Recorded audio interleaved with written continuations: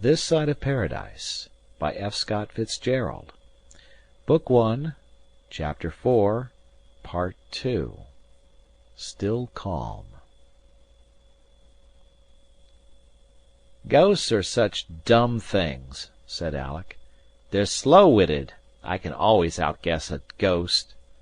"How?" asked Tom. "Well, it depends where. Take a bedroom, for example. If you use any discretion, a ghost can never get you in a bedroom." "Go on. Suppose you think there's maybe a ghost in your bedroom. What measures do you take on getting home at night?" demanded Amory, interested. "Take a stick," answered Alec with ponderous reverence, "one about the length of a broom handle. Now, the first thing to do is to get the room cleared. To do this you rush with your eyes closed into your study and turn on the lights. Next, approaching the closet, carefully run the stick in the door 3 or 4 times. Then, if nothing happens, you can look in. Always, always run the stick in viciously first. Never look first." "Of course, that's the ancient Celtic school," said Tom gravely. "Yes, but they usually pray first. Anyway, you use this method to clear the closets and also for behind all doors." "And the bed," Amory suggested. "Oh, Amory, no!" cried Alec in horror. "That isn't the way. The bed requires different tactics. Let the bed alone, as you value your reason. If there is a ghost in the room, and that's only about a third of the time, it is almost always under the bed." "Well," Amory began. Alec waved him into silence. "Of course you never look. You stand in the middle of the floor, and before he knows what you're going to do, make a sudden leap for the bed. Never walk near the bed. To a ghost your ankle is your most vulnerable part. Once in bed you're safe. He may lie around under the bed all night, but you're safe as daylight. If you still have doubts, pull the blanket over your head." "All that's very interesting, Tom." "Isn't it?" Alec beamed proudly. "All my own, too. The Sir Oliver Lodge of the New World." Amory was enjoying college immensely again. The sense of going forward in a direct, determined line had come back. Youth was stirring and shaking out a few new feathers. He'd even stored enough surplus energy to sally into a new pose. "What's the idea of all this distracted stuff, Amory?" asked Alec one day, and then as Amory pretended to be cramped over his book in a daze. "Oh, don't try to act Byrne, the mystic, to me." Amory looked up innocently. "What?" "What?" mimicked Alec. "Are you trying to read yourself into a rhapsody with... Let's see the book." He snatched it, regarded it derisively. "Well?" asked Amory a little stiffly. "The Life of Saint Teresa," read Alec aloud. "Oh, my gosh!" "Say, Alec." "What?" "Does it bother you?" "Does what bother me?" "My acting dazed and all that?" "Why, no, of course it doesn't bother me." "Well, then, don't spoil it. If I enjoy going around telling people guilelessly that I think I'm a genius, let me do it." "You're getting a reputation for being eccentric," said Alec, laughing, "if that's what you mean." Amory finally prevailed, and Alec agreed to accept his face value in the presence of others if he was allowed rest periods when they were alone. So Amory ran it out at a great rate, bringing the most eccentric characters to dinner, wild-eyed grad students, preceptors with strange theories of God and government, to the cynical amazement of the supercilious cottage club. As February became slashed by sun and moved cheerfully into March, Amory went several times to spend week-ends with Monseigneur. Once he took Byrne, with great success, for he took equal pride and delight in displaying them to each other. Monsignor took him several times to see Thornton Hancock, and once or twice to the house of a Mrs. Lawrence, a type of Rome-haunting American whom Amory liked immediately. Then one day came a letter from Monsignor, which appended an interesting P.S. "Do you know," it ran, "that your third cousin, Clara Page, widowed 6 months and very poor, is living in Philadelphia? I don't think you've ever met her, but I wish, as a favor to me, you'd go to see her. To my mind she's rather a remarkable woman, and just about your age." Amory sighed and decided to go, as a favor. Clara. She was immemorial. Amory wasn't good enough for Clara of Ripley golden hair, but then no man was. Her goodness was above the prosy morals of the husband-seeker, apart from the dull literature of female virtue. Sorrow lay lightly around her, and when Amory found her in Philadelphia, he thought her steely blue eyes held only happiness. A latent strength, a realism, was brought to its fullest development by the facts that she was compelled to face. She was alone in the world, with 2 small children, little money, and, worst of all, a host of friends. He saw her that winter in Philadelphia entertaining a houseful of men for an evening, when he knew she had not a servant in the house except the little colored girl guarding the babies overhead. He saw one of the greatest libertines in that city, a man who was habitually drunk and notorious at home and abroad, sitting opposite her for an evening, discussing girls' boarding schools, with a sort of innocent excitement. What a twist Clara had to her mind! She could make fascinating and almost brilliant conversation out of the thinnest air that ever floated through a drawing-room. The idea that the girl was poverty-stricken had appealed to Amory's sense of situation. He arrived in Philadelphia, expecting to be told that 921 Ark Street was in a miserable lane of hovels. He was even disappointed when it proved to be nothing of the sort. It was an old house that had been in her husband's family for years. An elderly aunt, who objected to having it sold, had put 10 years' taxes with a lawyer and pranced off to Honolulu, leaving Clara to struggle with the heating problem as best she could. So no wild-haired woman with a hungry baby at her breast and a sad Amelia-like look greeted him. Instead, Amory would have thought from his reception that she had not a care in the world. A calm virility and a dreamy humor, marked contrast to her level-headedness. Into these moods she slipped sometimes as a refuge. She could do the most prosy things, though she was wise enough never to stultify herself with such household arts as knitting and embroidery, yet immediately afterward pick up a book and let her imagination rove as a formless cloud with the wind. Deepest of all in her personality was the golden radiance that she diffused around her. As an open fire in a dark room throws romance and pathos into the quiet faces at its edge, so she cast her lights and shadows around the rooms that held her, until she made of her prosy old uncle a man of quaint and meditative charm, metamorphosed the stray telegraph boy into a Puck-like creature of delightful originality. At first this quality of hers somehow irritated Amory. He considered his own uniqueness sufficient, and it rather embarrassed him when she tried to read new interests into him for the benefit of what other adorers were present. He felt as if a polite but insistent stage manager were attempting to make him give a new interpretation of a part he had conned for years. But Clara talking, Clara telling a slender tale of a hat-bin and an inebriated man and herself. People tried afterward to repeat her anecdotes, but for the life of them they could make them sound like nothing whatever. They gave her a sort of innocent attention, and the best smiles many of them had smiled for long. There were few tears in Clara, but people smiled misty-eyed at her.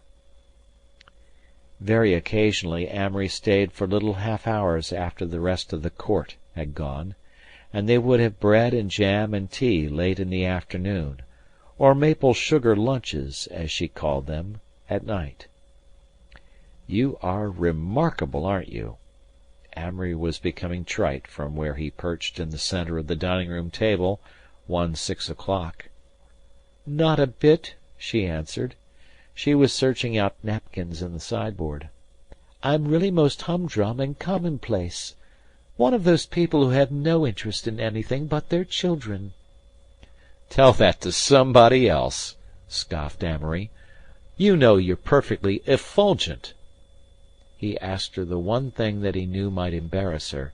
It was the remark that the first boar made to Adam. "Tell me about yourself." And she gave the answer that Adam must have given. "There's nothing to tell." But eventually Adam probably told the boar all the things he thought about at night when the locusts sang in the sandy grass, and he must have remarked patronizingly how different he was from Eve, forgetting how different she was from him. At any rate, Clara told Amory much about herself that evening.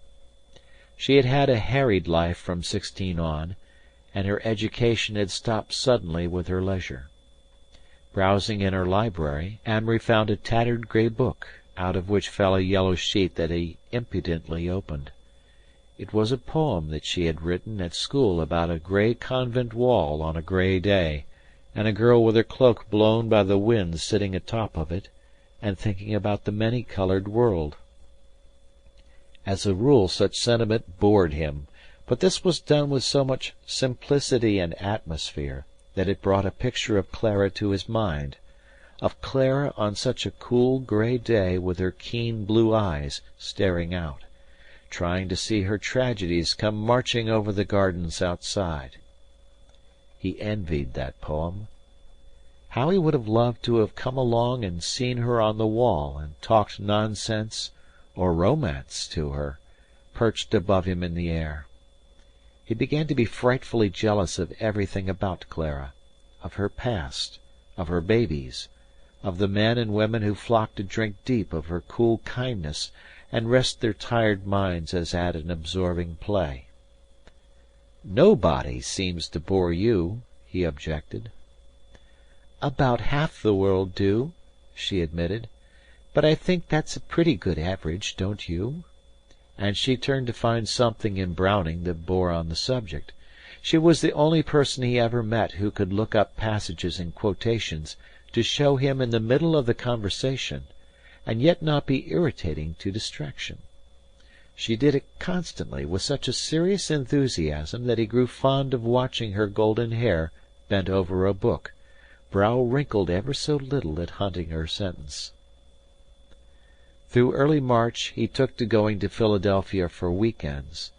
Almost always there was someone else there, and she seemed not anxious to see him alone, for many occasions presented themselves when a word from her would have given him another delicious half-hour of adoration. But he fell gradually in love, and began to speculate wildly on marriage. Though this design flowed through his brain even to his lips, still he knew afterward that the desire had not been deeply rooted. Once he dreamt that it had come true and woke up in a cold panic, for in his dream she had been a silly, flaxen Clara, with the gold gone out of her hair, and platitudes falling insipidly from her changeling tongue. But she was the first fine woman he ever knew, and one of the few good people who ever interested him. She made her goodness such an asset. Amory had decided that most good people either dragged theirs after them as a liability, or else distorted it to artificial geniality. And of course there were the ever-present prig and Pharisee, but Amory never included them as being among the saved. Saint Cecilia. Over her grey and velvet dress, under her molten, beaten hair, colour of rose in mock distress, flushes and fades and makes her fair, fills the air from her to him with light and languor and little sighs, just so subtly he scarcely knows, laughing lightning, colour of rose. "Do you like me?" "Of course I do," said Clara seriously. "Why?" "Well, we have some qualities in common, things that are spontaneous in each of us, or were originally." "You're implying that I haven't used myself very well?" Clara hesitated. "Well, I can't judge. A man, of course, has to go through a lot more, and I've been sheltered." "Oh, don't stall, please, Clara," Amory interrupted. "But do talk about me a little, won't you?" "Surely, I'd adore to." She didn't smile. "That's sweet of you. First answer some questions. Am I painfully conceited?" "Well, no, you have tremendous vanity, but it'll amuse the people who notice its preponderance." "I see." "You're really humble at heart. You sink to the third hell of depression when you think you've been slighted. In fact, you haven't much self-respect." "Centre of target twice, Clara. How do you do it? You never let me say a word." "Of course not. I can never judge a man while he's talking. But I'm not through. The reason you have so little real self-confidence, even though you gravely announce to the occasional Philistine that you think you're a genius, is that you've attributed all sorts of atrocious faults to yourself, and are trying to live up to them. For instance, you're always saying that you are a slave to highballs." "But I am, potentially." "And you say you're a weak character, that you've no will." "Not a bit of will. I'm a slave to my emotions, to my likes, to my hatred of boredom, to most of my desires." "You are not." She brought one little fist down onto the other. "You're a slave, a bound, helpless slave to one thing in the world, your imagination." "You certainly interest me. If this isn't boring you, go on." "I notice that when you want to stay over an extra day from college you go about it in a sure way. You never decide at first while the merits of going or staying are fairly clear in your mind. You let your imagination shinny on the side of your desires for a few hours, and then you decide. Naturally your imagination, after a little freedom, thinks up a million reasons why you should stay, but your decision when it comes isn't true. It's biased." "Yes," objected Amory, "but it isn't lack of will-power to let my imagination shinny on the wrong side." "My dear boy, there's your big mistake. This has nothing to do with will-power. That's a crazy, useless word. Anyway, you lacked judgment. The judgment to decide at once when you know your imagination will play you false, given half a chance." "Well, I'll be darned!" exclaimed Amory in surprise. "That's the last thing I expected." Clara didn't gloat. She changed the subject immediately.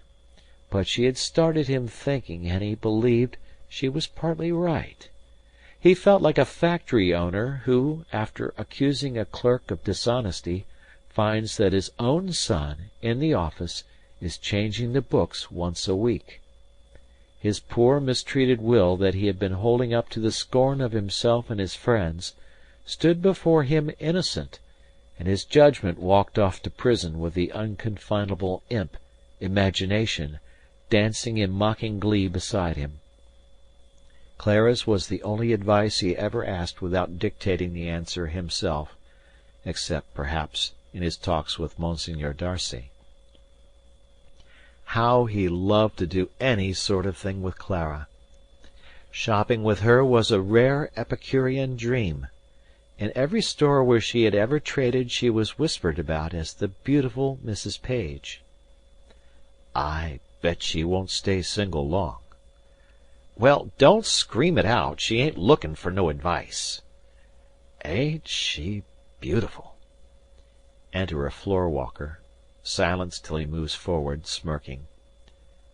Society person, ain't she?" "Yeah, but poor now, I guess, so they say." "Gee! Girls, ain't she some kid!" And Clara beamed on all alike. Amory believed that trade people gave her discounts, sometimes to her knowledge and sometimes without it. He knew she dressed very well, had always the best of everything in the house, and was inevitably waited upon by the head floor-walker at the very least. Sometimes they would go to church together on Sunday, and he would walk beside her and revel in her cheeks moist from the soft water in the new air. She was very devout, always had been, and God knows what heights she attained and what strength she drew down to herself when she knelt and bent her golden hair into the stained-glass light. "Saint Cecilia!" he cried aloud one day, quite involuntarily, and the people turned and peered, and the priest paused in his sermon, and Clara and Amory turned to fiery red. That was the last Sunday they had, for he spoiled it all that night. He couldn't help it. They were walking through the March twilight where it was as warm as June, and the joy of youth filled his soul so that he felt he must speak. "I think," he said, and his voice trembled, "that if I lost faith in you, I'd lose faith in God." She looked at him with such a startled face that he asked her the matter. "Nothing," she said slowly. "Only this.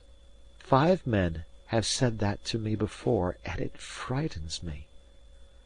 "Oh, Clara, is that your fate?" She did not answer. "I suppose love to you is—" he began. She turned like a flash. "I have never been in love." They walked along, and he realized slowly how much she had told him. Never in love. She seemed suddenly a daughter of light alone. His entity dropped out of her plane, and he longed only to touch her dress, with almost the realization that Joseph must have had of Mary's eternal significance. But quite mechanically he heard himself saying, "And I love you.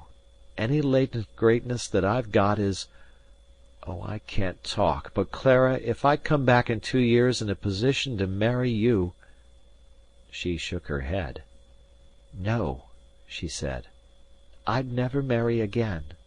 I've got my 2 children, and I want myself for them. I like you. I like all clever men, you more than any. But you know me well enough to know that I'd never marry a clever man." She broke off suddenly. "Amory." "What?" "You're not in love with me. You never wanted to marry me, did you?" "It was the twilight," he said wonderingly. "I didn't feel as though I were speaking aloud. But I love you, or adore you, or worship you. There you go, running through your catalogue of emotions in 5 seconds." He smiled unwillingly. "Don't make me out such a lightweight, Clara. You are depressing sometimes." "You're not a lightweight of all things," she said intently, taking his arm and opening wide her eyes. He could see their kindliness in the fading dusk. "A lightweight is an eternal nay." "There's so much spring in the air, there's so much lazy sweetness in your heart." She dropped his arm. "You're all fine now, and I feel glorious. Give me a cigarette. You've never seen me smoke, have you? Well, I do, about once a month." And then that wonderful girl and Amory raced to the corner like 2 mad children gone wild with pale blue twilight. "I'm going to the country for to-morrow," she announced, as she stood panting, safe beyond the flare of the corner lamp-post. "These days are too magnificent to miss, though perhaps I feel them more in the city." "Oh, Clara," Amory said, "what a devil you could have been if the Lord had just bent your soul a little the other way." "Maybe," she answered, But I think not. I'm never really wild and never have been. That little outburst was pure spring." "And you are, too," said he. They were walking along now. "No, you're wrong again. How can a person of your own self-reputed brains be so constantly wrong about me? I'm the opposite of everything spring ever stood for. It's unfortunate, if I happen to look like what pleased some soppy old Greek sculptor, but I assure you that if it weren't for my face I'd be a quiet nun in the convent without—" Then she broke into a run, and her raised voice floated back to him as he followed, "My precious babies, which I must go back and see." She was the only girl he ever knew with whom he could understand how another man might be preferred. Often Amory met wives whom he had known as débutantes, and looking intently at them imagined that he found something in their faces which said, "Oh, if I could have only gotten you!" Oh, the enormous conceit of the man! But that night seemed a night of stars and singing, and Clara's bright soul still gleamed on the waves they had trod. "Golden, golden is the air," he chanted to the little pools of water. "Golden is the air, golden notes from golden mandolins, golden frets of golden violins, fair, oh, wearily fair. Skeins from braided basket, mortals may not hold. Oh, what strong, extravagant god who would know or ask it? Who could give such gold?" End of this part of chapter 4.